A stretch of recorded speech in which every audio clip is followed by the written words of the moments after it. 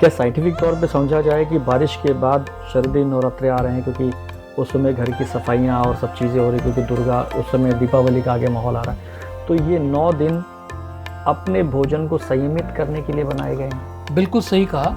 नवरात्रि आपके सिर्फ मन को शुद्ध नहीं करती, आपके शरीर को भी शुद्ध करने का समय है। आपके जितने भी व्रत हैं, मैं हमेशा बोलता हूँ, व्रत करने से भगवान खुश नहीं होते।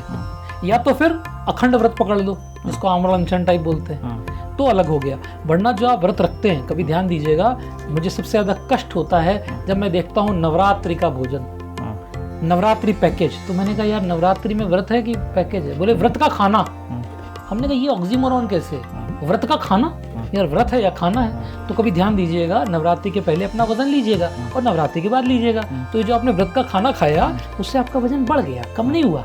तो इसलिए कृपा करके जो नवरात्रि है वो आपके मेटाबॉलिज्म को ठीक करना चाहती है। वो चाहती है कि जो ऋतु में परिवर्तन होने वाला है उससे पहले थोड़ा सा पेट को राहत दे दो, सिस्टम को बैलेंस हो जाने दो। तो नवरात्रि में यदि संभव हो तो कृपा करके व्रत करें। परंतु ये नहीं कहा है कि आप बूढ़े हैं, आपको डायबिटिक है, आप हाई बीपी पेशेंट हैं, आप फिर भी कर रहे हैं, उसके बाद गिरे हो फिर अस्पताल जाएं, ये करने की ज़रूरत नहीं है। हाँ, हमारे जैसे कुछ साधक, मेरे जैसे, हम लोग नवरात्रि में सिर्फ जल का मार्जन करते हैं। हम लोग सिर्फ जल पीते हैं। जैसे मैं स्वयं हूँ, मैं चारों नवरात्रि में सिर्फ जल पीऊँगा। हम लोग कोई भी और जो औषधि है या खान पान है नहीं लेते। यहाँ तक कि हाँ, पूरे 24 घंटे में हम लोग सिर्फ जल पीते हैं। और हम लोग जो है दूध भी नहीं लेते, कोई जूस भी नहीं लेते, क्योंकि जल मतलब जल।